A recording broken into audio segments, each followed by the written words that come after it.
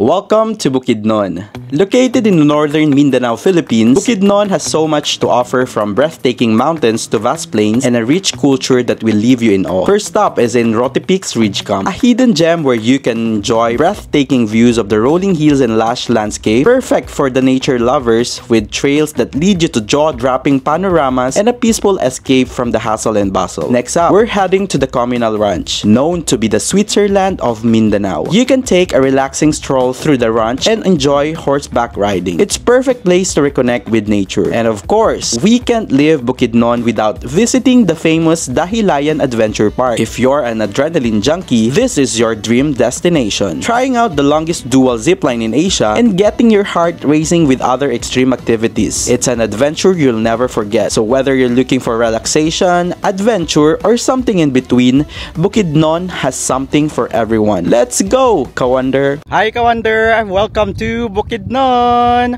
So sa video na ito, i-share ko lahat ng mga magagandang places, lahat ng expenses na magagastos natin, at mga iba pang mga bagay na kailangan nyong malaman kapag pupunta kayo ng Bukidnon. So kapag hindi ka pa nakapag-subscribe sa ating channel, make sure to hit that subscribe button, and also make sure to follow me in my Instagram account and Facebook account, that is WonderJ.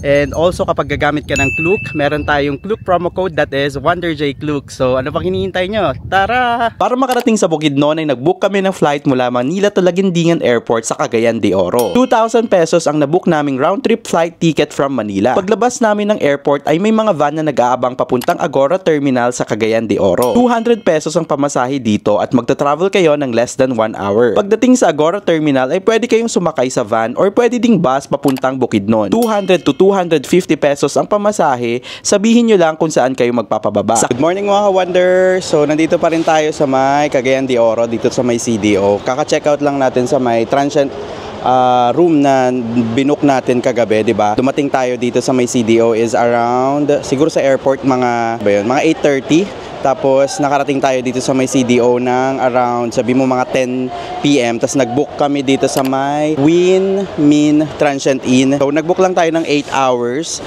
dito sa may Agora Terminal. Bali itong Agora Terminal, dito yung mga sakayan papuntang Butuan, Camiguin, Bukidnon. Yan, dito yung sakayan na yun. Time check, it's already 6 AM. Bali, nag-book tayo today ng Bukidnon Tour. Bali, magdi-day trip lang tayo sa may Bukidnon. Bali, 6:30, susunduin na tayo ng ating driver. Bali, yung details ng ating tour today, i-explain ko na lang mamaya kasi medyo gahol na tayo sa oras. Tapos, ngayon, magbe-breakfast lang tayo para hindi tayo magutom sa daan. Ang na-research ko is around 1 to 2 hours yata yung CDO papuntang Bukidnon. So, update ko kayo mamaya. So, breakfast time. So, rice 20, itlog 20, Shanghai tig 10. So yung akin is 60 pesos. So ito yung kasama ko. Bumili siya ng bulalo, nilagang baka. So 120 daw yan. Ito 20. Joel po. Good morning. Dito lang ka sa likod sila. Sige, okay lang po. May paglalagyan pa ng bag dyan sa likod yun.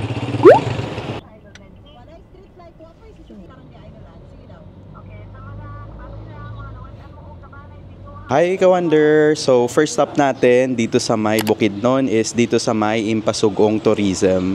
Bali, nag-travel tayo from CDO, dumating tayo dito ng 8:20. So yung travel time from CDO to Bukidnon is 1 hour and 20 minutes. So medyo yung daan nila is para siyang Marcos Highway kasi pataas pababa siya. So kapag magdi-DIY kayo actually sa CDO, marami namang mga buses, may mga vans din na kapag magko-commute kayo from CDO papunta dito sa Bukidnon. Bali yung pamasahe naman kapag magta-transpo kayo from CDO papunta dito sa Bukidnon, parang na-research ko around 200 pesos yung one way. Pero since tayo nag-joiners group tayo, kasama na siya dun sa 999 na binayad natin. So dito nga tayo sa may tourism. So tour ko kayo dito. So yan yung ating car, yung Innova. Si Kuya Joel yung driver natin. Actually dito yung bus stop na usual na binababaan kapag mag-i-inquire kayo ng tours dito sa may Impasugong. Yan, ito yung kanilang famous na landmark dito sa may Impasugong Tourism. So try nating pumasok. Tapos mag-inquire para makita nyo kapag magdi-DIY kayo. Ayan.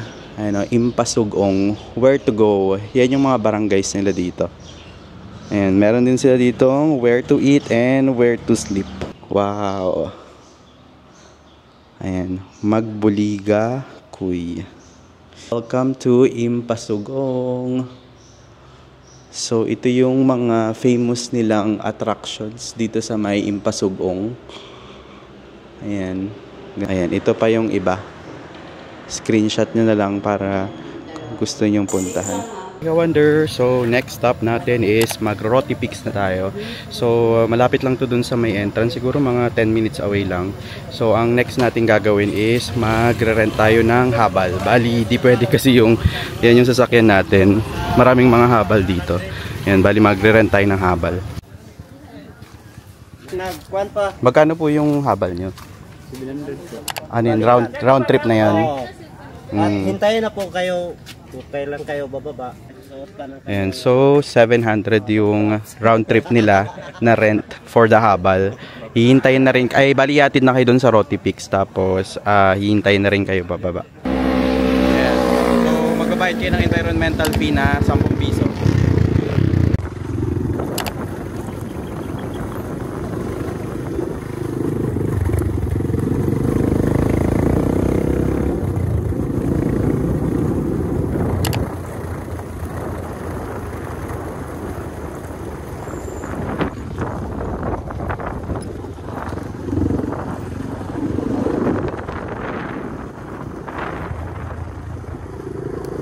I wonder, so first stop muna tayo dito sa may bridge.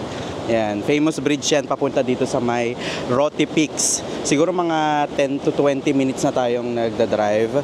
Actually, hindi naman ako yung nagda-drive, yung rider bumabiyahe. So ito yung bridge dito. Tapos ang ganda kasi meron silang parang falls river dyan sa baba. Oh, lakas ng alon. Pakita ko lang sa inyo ng mabilis para makapag-picture na kami. Ayan o. Wow. Tapos overlooking yung bundok ng Bukidnon. Ayan, so nagbayad tayo ng 50 pesos na entrance for the Roty Peaks. Ito siya. For domestic tourists, 50 pesos. For foreign is 100.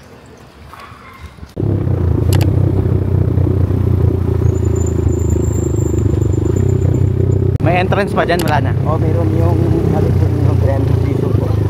300. May 300 pesos na entrance fee dito sa may Roty Peaks.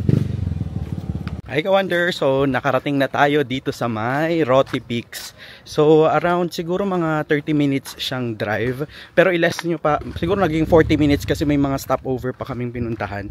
So para sa mga hindi takot sa sumakay sa motor, I guess parang hindi siya masyadong recommendable kasi talagang bumpy ride talaga siya. Tapos taas baba, tapos bato-bato talaga yung dadaanan nyo. Pero ang panalo kasi dito is yung habang nakasakay kayo dun sa motor, yung view talaga ng Bukidnon, yung bundok nila, makikita nyo talaga. So for me, since hindi naman ako takot sa motor, sobrang na-enjoy ko yung aming 30-minute na drive from dun sa may main highway Impasugong papunta dito sa may Roty Peaks. So ngayon nandito na tayo sa may taas. So ano nga ba yung mga ginastos natin? Una, may 10 pesos kaming binayaran dun sa baba, sabi environmental fee. Pero pag akit namin sa bandang gitna, meron ulit 50 pesos na environmental fee.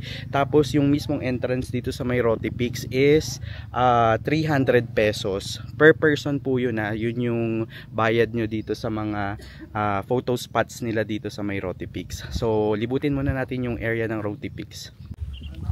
Yan yung toilet nila, yung sobrang famous dito sa Roty Peaks na may view. Ayan o, mga toilet.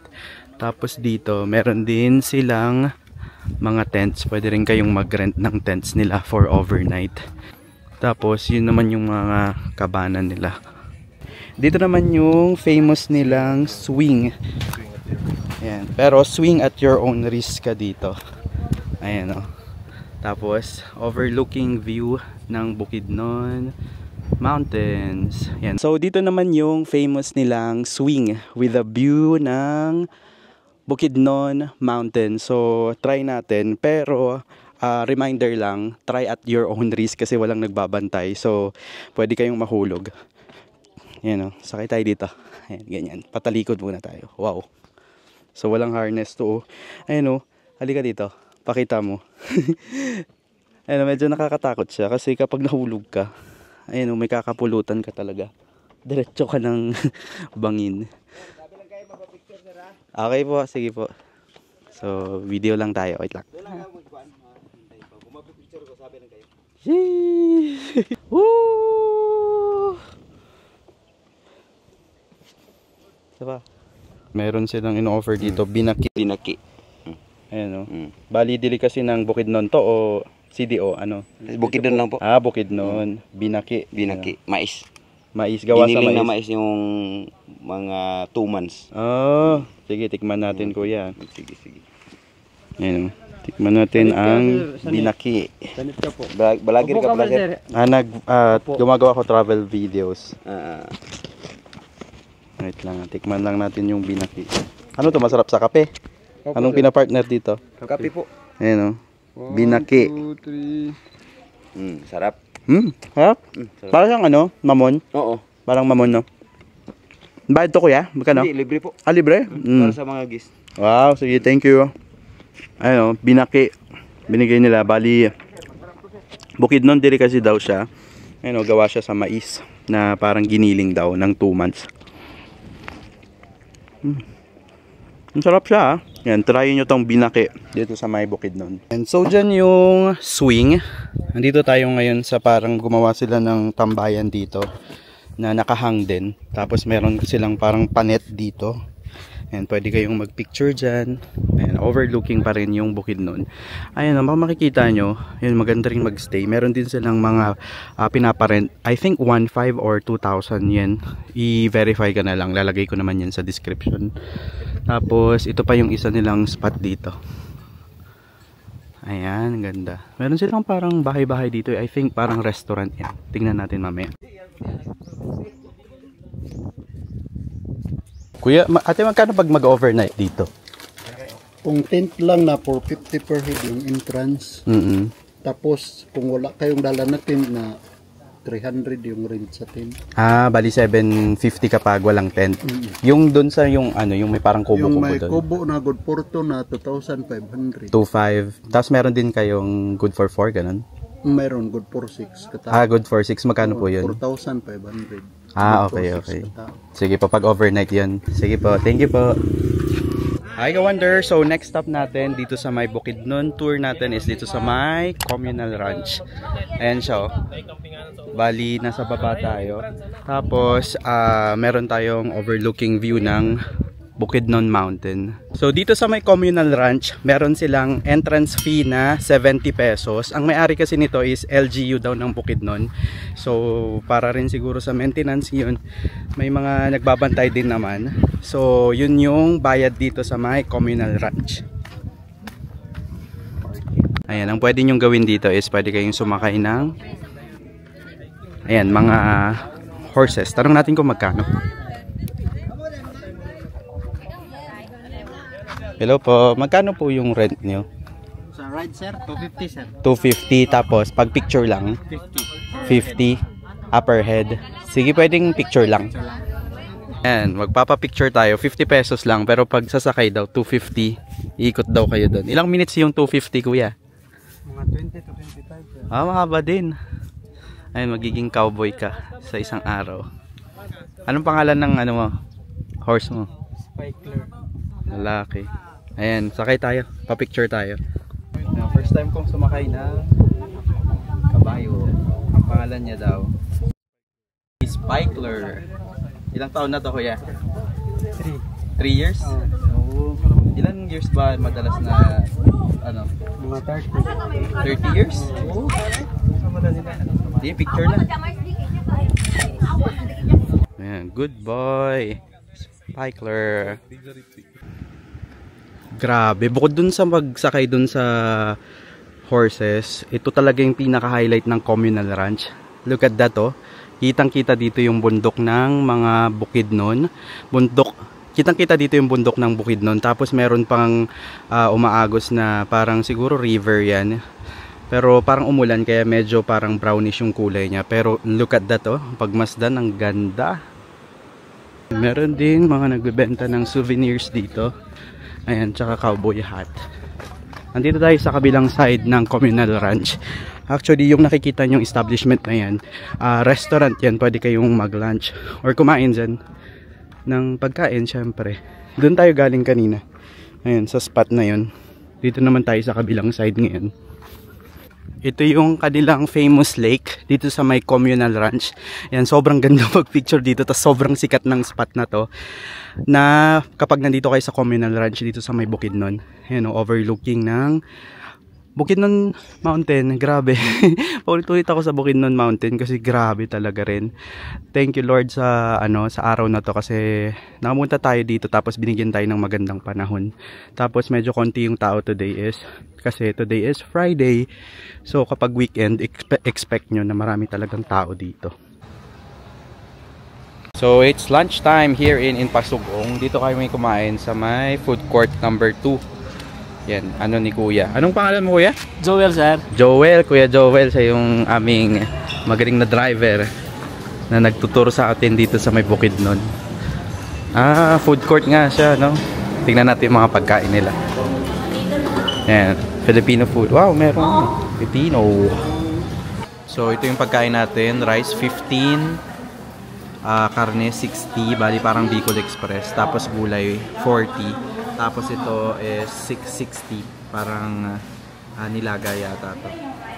Hi ka-wonder! We're now here in Dahilayan Adventure Park and the Forest Park. So, ang entrance fee dito is 100 pesos. Hindi pa siya kasama doon sa ating nabook na tour. So, lahat kasi ng mga entrances is hindi pa kasama.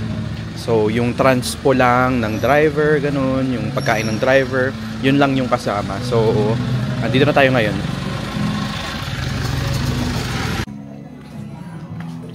So, dito yung kanilang ticket station. Ayan, ito yung kanilang mga ino-offer dito. May zipline, drop zone, rope courses, razorback, tapos meron din silang sky tower. Ayan o, tsura niya. Hello, Kuya. Anong mga available na rides ngayon? Pwede kayong mag-zipline na short, pwede mag-drop zone, pwede sa ropes, pwede sa razorback. Wala yung all? As of the moment, wala pang longest na zipline, sir. Paano kaya yun? Nag-book kasi kami sa Klook nung all eh. Paano kaya? Okay. Pwede naman redeem natin yung tickets and unahin yung short po. If later part available na yung long, tsaka yung sakyan. Pero nangyayari na nag-open naman. So kapag pupunta pala kayo dito sa may Dahilayan Adventure Park, meron akong i-share sa inyo na magandang tip kasi sobrang makakatipid kayo kapag doon kayo nag-book. Available kasi yung ibang rides nila dito sa Dahilayan via Klook. Tapos, ang ginawa namin, nag-book na kami sa Klook ng Zip All, yung 840, 150, tsaka 240 meters na ride. Dito, kapag nag-book kayo dito sa on-site, 600 pesos siya. Pero kapag sa may Klook nyo binook, 549 pesos siya. So, makakales kayo ng 51 pesos. Tapos, pwede nyong gamitin yung Klook code ko which is WonderJKlook para maka-avail pa kayo ng up to 5% discount.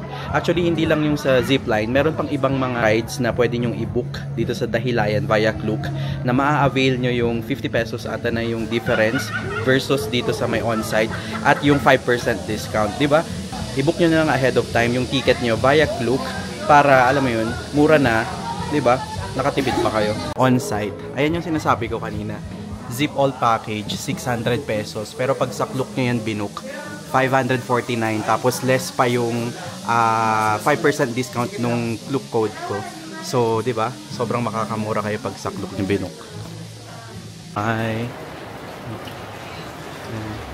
Meron din silang souvenir shop dito sa may Dahilayan Adventure Park. So, meron sa pang kids. Yan, meron din silang mga mugs. Ayan. Tapos, meron din silang mga t-shirt. Ayan o. Dahilayan Adventure Park. Ayan, iba't ibang design. Ayan o. Mindanao's favorite playground. Yan yung mga designs. And, ayan, mga mugs. Tapos, meron din silang, ayan, mga, tawag dito? Pitaka. Ayan. Ayan, cute oh. Parang gawa siya sa abaka. Tapos meron ding, syempre, keychain.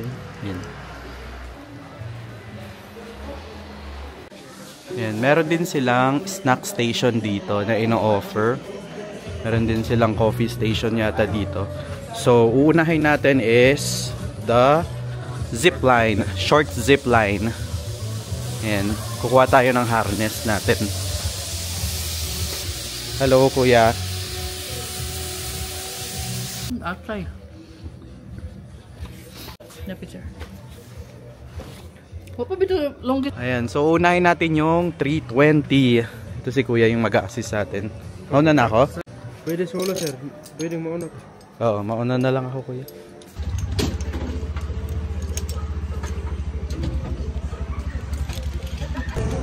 Dito lang ako. Masang pa ako malapit sa to. Go. Go.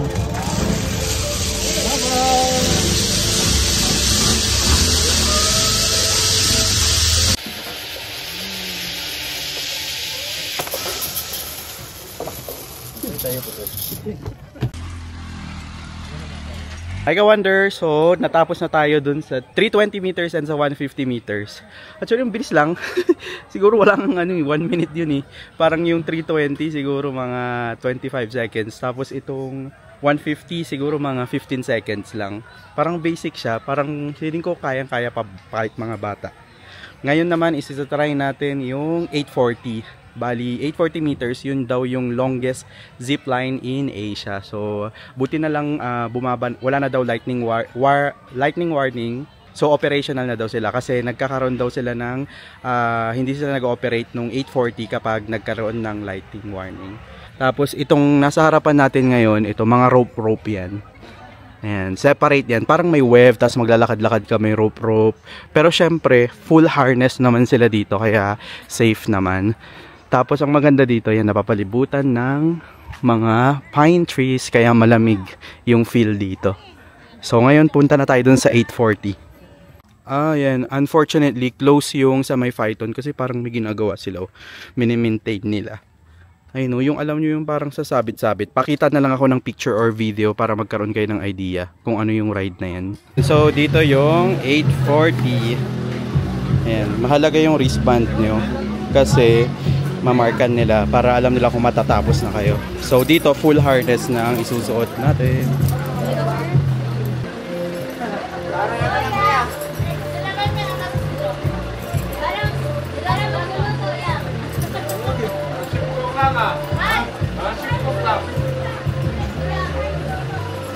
Don't forget to get your helmet. The Helayan Adventure Park. Mga shuttle sila dito. Ayan, ihahatid kayo sa kung saan yung area na yun.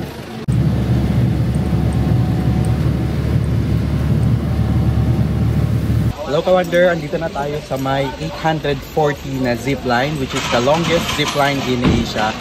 So, medyo maambon, pero pwede naman itry pa rin kahit may ambon-ambon. Basta wag lang daw magkaroon ng lightning na warning. So, medyo kabado ako pero andito na tayo eh. So, tatry natin yung longest zipline in Asia. Let's go!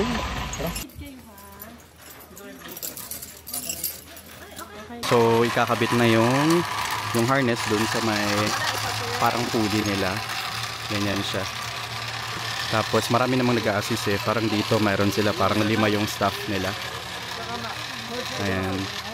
Tapos, bibigyan naman kayo ng instruction. Yan, makinig na lang. Kasi hindi ko na yan mabivideo mamaya.